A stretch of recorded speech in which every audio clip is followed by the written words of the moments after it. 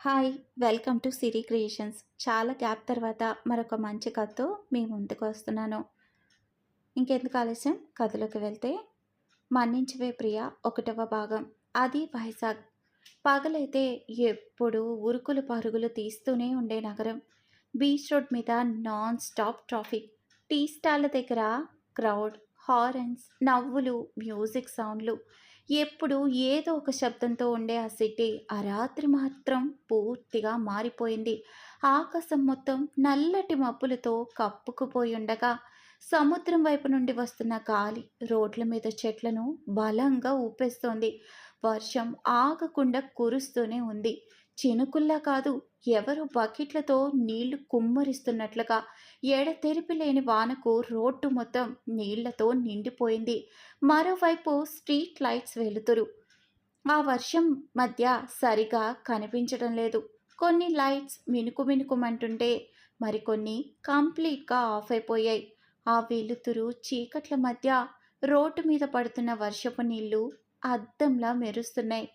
నార్మల్గా mid night అయినా vehicles తిరిగే వైజాగ్ రోడ్లు ఆ రోజు మాత్రం ఆల్మోస్ట్ ఎంటీగా కనిపిస్తున్నాయి. దూరంగా అప్పుడప్పుడు పెద్ద పెద్దగా ఉరుముల శబ్దం, సముద్ర అలల గర్జన, గాలి విజిల్లా చేసే శబ్దం, ఆ అట్మాస్ఫియర్ మొత్తం కలిసి ఏదో చెరగపోతోందనే అనీసీ ఫీలింగ్ కలిగిస్తుంది.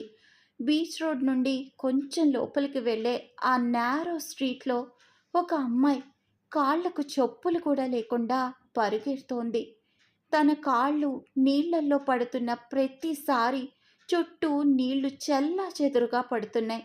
వర్షం వల్ల తన జుట్టు మొత్తం ముఖానికి అతుక్కుపోగా బ్రీతింగ్ కంట్రోల్ తప్పిపోయింది. అయినా కానీ తన పరుగు ఆగటం లేదు. ఎందుకంటే తను ఎవరి నుండో పారిపోవడానికి అలా పరిగెత్తడం లేదు. తన లైఫ్ నుండి తప్పించుకోవాలని పరిగెడుతోంది. తన కళ్ళల్లో భయం, గుండెల్లో ఆందోళన, చేతికి ఎంగేజ్మెంట్ రింగ్. ఒక్కసారిగా వెనక్కి తిరిగి చూసిన తనకు ఎవరో తనని ఫాలో చేస్తున్నట్లు అనిపించింది. అప్పుడే నందిని ఆగు అని ఒక మగ వ్యక్తి గట్టిగా వినిపించింది ఆ గొంతు. అంతే, తన హార్ట్ బీట్ ఒక్కసారిగా పెరిగిపోయింది. కానీ తన ఆగలేదు. మరింత వేగంగా పరిగెత్తింది. వర్షం నీళ్లలో తన కాలు జారి ఆల్మోస్ట్ పడిపోతుండగా ఒక చేయి వచ్చి తనని పట్టుకుంది. తను వెంటనే భయంతో వెనక్కి తిరిగింది. అతడే అర్జున్. తడిసిపోయిన జుట్టు, హెవీ బ్రీతింగ్, కళ్ళలో పెయిన్తో అతను తన చేతిని గట్టిగా పట్టుకొని, ఇప్పుడు వెళ్ళిపోతే మనిద్దరం పూర్తిగా విడిపోతాం నందిని అని నెమ్మదిగా అన్నాడు అర్జున్. ఆ మాటతో నందిని కళ్ళల్లో నీళ్లు చేరగా, ఇది మొదలు కాకముందే ఆగాల్సింది అర్జున్ అని వణుకుతున్న గొంతుతో అంది. ఆ మాటకు అర్జున్ అంటూ చేదుగా నవ్వాడు. లేట్ అయిపోయింది నందు. నన్ను వదిలేసి నువ్వు నిజంగా బ్రతకగలిగేదానివా? ఇన్ని సంవత్సరాలు మనం ప్రేమించుకున్న ప్రతి క్షణాన్ని ఒక్క నిర్ణయంతో చెరిపేస్తావా? మనం కలిసి కన్న ప్రతి కలను కలగానే వదిలేస్తావా? చెప్పు నందు అని అర్జున్ బాధగా అడుగుతుంటే నందిని కళ్ళల్లో నీళ్లు నిండిపోయాయి. కానీ ఒక్క మాట కూడా మాట్లాడలేకపోయింది. మన జ్ఞాపకాలు నిన్ను ప్రశాంతంగా ఉండనిచ్చేవా? నాతో గడిపిన ప్రతి క్షణం నిన్ను వెంటాడేది కదా? నన్ను వదిలి దూరంగా ఉండేంత గుండె రాయి నీకెప్పుడైంది నందు? నందిని తలదించుకొని కన్నీళ్లను ఆపుకునే ప్రయత్నం చేస్తూ, అలా మాట్లాడొద్దు అర్జున్. ప్రతి మాట నన్ను చంపేస్తోంది. నేను నిన్ను ప్రేమించలేదని ఎప్పుడైనా చెప్పానా? పరిస్థితులు నన్ను నీకు దూరం చేశాయి, నా మనసును కాదు. అర్జున్ కళ్ళలో బాధ మరింత పెరిగింది. పరిస్థితులు ప్రేమ కంటే పెద్దవైపోయాయా? నువ్వు నన్ను వదిలి వెళ్ళిపోతే నేను ఎలా బ్రతుకుతానో ఒక్కసారి కూడా ఆలోచించవా? నువ్వు లేని ఒక్కరోజు కూడా నాకు యుగంలా అనిపిస్తోంది. అలాంటిది జీవితాంతం నువ్వు లేకుండా ఉండమంటే నేను ఎలా భరిస్తాను అన్నాడు అర్జున్. నందిని ఏడుస్తూ అర్జున్ వైపు చూస్తూ, ప్రతిరోజు నేను కూడా నరకమే అనుభవిస్తాను అర్జున్. నీకు దూరంగా ఉండడానికి తీసుకున్న ప్రతి అడుగు నా గుండెను ముక్కలు చేస్తోంది. కానీ నిన్ను బాధ పెట్టడం తప్ప నాకు మరో దారి కనిపించలేదు అని చెప్పింది. అర్జున్ తనకు మరింత దగ్గరగా వచ్చాడు. అయితే నా కళ్ళలోకి చూసి, నిన్ను మర్చిపోయాను, నీతో సంబంధం ముగిసిపోయింది, నువ్వు లేకుండా సంతోషంగా ఉండగలను అని ఒక్క మాట చెప్పు నందు. ఆ మాట నీ నోటితో వింటే నేను అదే క్షణంలో నీ దారిలోంచి తప్పుకుంటా, నీ జీవితంలోకి మళ్ళీ రాను. నందిని వణికిపోయింది. అతని కళ్ళలోకి చూసే ధైర్యం కూడా చేయలేకపోయింది. చెప్పలేను అర్జున్, ఎందుకంటే అది అబద్ధం అవుతుంది. నా ప్రాణం ఉన్నంత వరకు నిన్ను మర్చిపోలేను. కానీ నిన్ను పొందే అదృష్టం మాత్రం నాకు దక్కలేదని ప్రతిరోజు ఏడుస్తాను. ఆ మాటతో ఇద్దరి కళ్ళలోనూ నీళ్లు జారాయి. అప్పుడే దూరం నుండి వేగంగా వస్తున్న కార్ హెడ్లైట్స్ వారి ఇద్దరి మీద బలంగా పడ్డాయి. నందిని ఫేస్ ఒక్కసారిగా పాలిపోయినట్లుగా అయిపోయింది. ఆ కార్ స్లోగా వాళ్ళ దగ్గరకు వస్తుంటే భయంతో నందిని చేతులు వణికాయి. తను వచ్చేశాడు అని ఆల్మోస్ట్ కుసకుసగా చెప్పింది నందు. కార్ దగ్గరకు వచ్చి ఆగుతుంటే అర్జున్ కళ్ళలో టెన్షన్ పెరిగిపోయింది. డోర్ ఓపెన్ చేసి బయటికి వచ్చిన పర్సన్ని చూసి అర్జున్ పూర్తిగా షాక్ అయ్యాడు.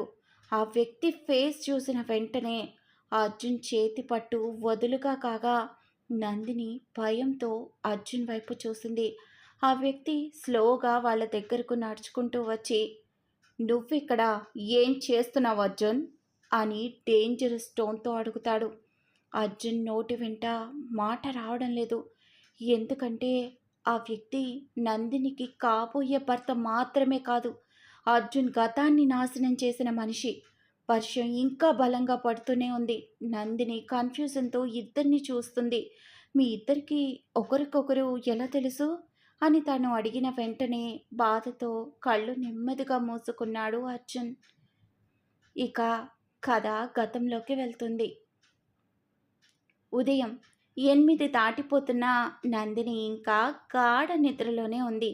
కింగ్ సైజ్ బెడ్ మీద తెల్లటి బెడ్షీట్లో సగం ఒదిగిపోయి ఒక చేతిని తిండు కింద పెట్టుకొని మరో చేతిని తన నడుంపై వేసుకొని ప్రశాంతంగా పడుకుంది.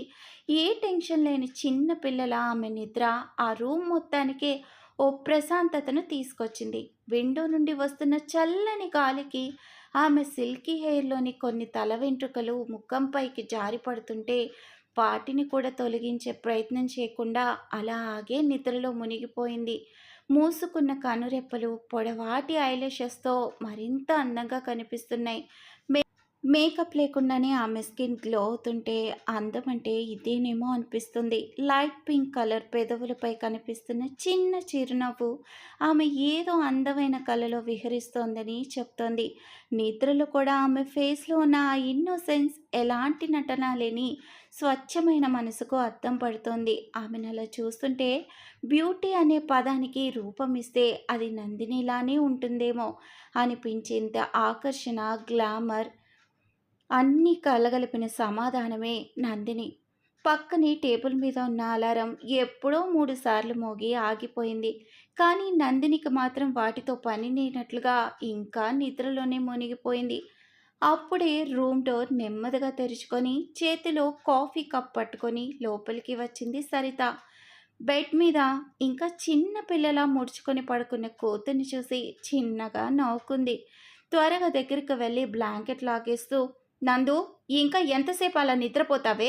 లే త్వరగా, ఆఫీస్కు టైం అయిపోతుంది, ఇవాళ శుక్రవారం, తల స్నానం చేసి పూజ చేసుకొని వెళ్దు గాని అని అంది.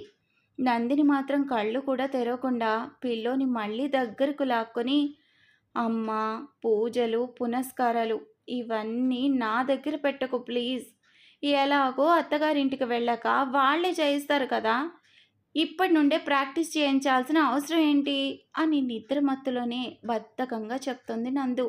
సరిత వెంటనే నడుంపై చేపట్టుకొని, ఓసై, అసలు ఆడపిల్లకు ఉండాల్సిన లక్షణం ఒక్కటి కూడా లేదా నీకు? పెళ్ళి ఫిక్స్ అయ్యాకైనా కాస్త మారుతుందేమో నీ తరహా అనుకున్నా, అదీ లేదు. ముందు లేచి రెడీ అవ్వు, తర్వాత నీ ఫిలాసఫీ వింటాను అని చెబుతుంటే నందిని బ్లాంకెట్లోనే ముఖం దాచుకొని, నన్ను ఇలా టార్చర్ చేస్తున్నందుకు ఫ్యూచర్లో నీ అల్లుడు బాధపడతాడమ్మా అంది. ఆ మాటకి సరిత నవ్వాపుకుంటూ, నీ డ్రామాలు ఉదయాన్నే స్టార్ట్ చేయకు, హడావిడిగా వెళ్ళి తర్వాత ట్రాఫిక్ ఎక్కువైందని కంప్లైంట్ చేస్తావు, 5 నిమిషాలు ముందు బయలుదేరితే ప్రశాంతంగా వెళ్ళొచ్చు కదా అని చెబుతూ బయటకు వెళ్ళిపోయింది సరిత. 10 నిమిషాల తర్వాత లైట్ బ్లూ కలర్ చుడిదార్, తడిగా ఉన్న జుట్టు, చేతికి వాచ్ పెట్టుకుంటూ మెట్ల మీద నుండి హడావిడిగా దిగుతూ కిందికి వస్తుంది నందిని. ఫేస్ మీద ఇంకా స్లీపీ లుక్ పూర్తిగా పోలేదు, కానీ తన ఎనర్జీ మాత్రం ఇంటిని లైవ్లీగా మార్చేస్తోంది. హాల్లో న్యూస్ పేపర్ చదువుతున్న చంద్ర కూతుర్ని చూసి నవ్వుతూ గుడ్ మార్నింగ్ నందు అనడంతో నందిని కూడా వెంటనే సోఫా దగ్గరికి వచ్చి వెరీ గుడ్ మార్నింగ్ నాన్న, ఏంటి ముఖాన బొట్టు కూడా పెట్టేశారు, అప్పుడే అమ్మ మిమ్మల్ని పూజ గదిలోకి తీసుకెళ్ళి స్పెషల్ క్లాస్ తీసుకుందా అని నవ్వుతూ అడిగింది. చంద్ర వెంటనే పేపర్ పక్కన పెట్టి నువ్వెలాగో తప్పించేసుకుంటావు, కానీ నాకు తప్పదు కదమ్మా, మీ అమ్మకు ఎదురు మాట్లాడితే బ్రేక్ఫాస్ట్ కూడా దొరకదు అని ఇన్నోసెంట్ ఫేస్ పెట్టి చెబుతుంటే ఆ మాటకి నందిని గట్టిగా నవ్వేస్తుంది. ఇద్దరి మాటలు వింటూ కిచెన్ నుండి వస్తున్న సరిత, తండ్రి కూతుళ్ళు ఇద్దరు ఒకటైతే ఇక మీ వెటకారాలకి హద్దే ఉండదు, ముందు వచ్చి టిఫిన్ చేయండి, నందు నీకు ఆఫీస్కి టైం అవుతుందన్న స్పృహ కాస్త కూడా ఉండదు కదనే అని అరుస్తుంటే అప్పుడే పైనుండి బ్యాగ్ వేసుకొని పరిగెత్తుకుంటూ కిందకి వచ్చిన బంటి, ఏంటక్క ఉదయాన్నే ఫైటింగ్ మొదలుపెట్టావు అని నవ్వుతూ అడుగుతాడు. నందిని వెంటనే తన వైపు చూసి నీకేం తెలుసురా నా బాధ, హ్యాపీగా లేస్తావు, కాలేజ్కి వెళ్ళిపోతావు, అమ్మ నిన్ను పూజ చేసుకో దీపం పెట్టు అని టార్చర్ చేయదు కదా, నాకు మాత్రం ప్రతిరోజు సుప్రభాతం ప్రత్యక్ష ప్రసారం అని డ్రామా చేస్తూ అనడంతో ఆ మాటకి బంటి పెద్దగా నవ్వేస్తాడు. చంద్ర కూడా నవ్వుతూ ఉంటాడు. సరిత మాత్రం లేని కోపంతో వాళ్ళని చూస్తూ ఉన్న తన ముఖంలో చిన్న స్మైల్ వచ్చి చేరింది. ఆ నవ్వులు, ఆ చిన్న చిన్న టీజింగ్లు ఆ ఇంటిని ఆనందంతో నింపేస్తుంటాయి. అది చూసిన సరిత మనసు ఒక్కసారిగా నిండిపోయింది. దూరంగా పూజ గదిలో ఉన్న దేవుడి ఫోటో వైపు చూసి దేవుడా, ఎప్పుడు నా కుటుంబాన్ని ఇలా అని నవ్వుతూ ఉంచు, ఎలాంటి అడ్డంకులు రానివ్వకు అని మనసులోనే దండం పెట్టుకుంటుంది. కానీ వాళ్ళెవ్వరికీ తెలియదు రాబోయే రోజుల్లో పెను ప్రమాదం పొంచి ఉంది అని. ఇక ఈ ఎపిసోడ్ కనుక నచ్చితే తప్పకుండా మన ఛానల్ని సబ్స్క్రైబ్ చేసుకోండి. ఈ కథ కోసం ప్రతి ఎపిసోడ్ని లైక్ చేయడం మర్చిపోద్దు. అలాగే ఇక రానున్న ఎపిసోడ్స్లో అసలు నందిని, అర్జున్లు ప్రస్తుతం ప్రేమించుకుంటూ ఉండగా మరి గతంలో నందినికి ఎవరితో ఎంగేజ్మెంట్ అయింది, ఎంగేజ్మెంట్ అయినా కూడా నందిని ఎందుకు అర్జున్ని లవ్ చేసింది, రానున్న ఎపిసోడ్స్లో నందిని వివాహం అర్జున్తో జరుగుతుందా లేకపోతే నిశ్చితార్థం జరిగిన ఆ వ్యక్తితో జరుగుతుందా అనేది మన ఛానల్ని ఫాలో అవ్వండి.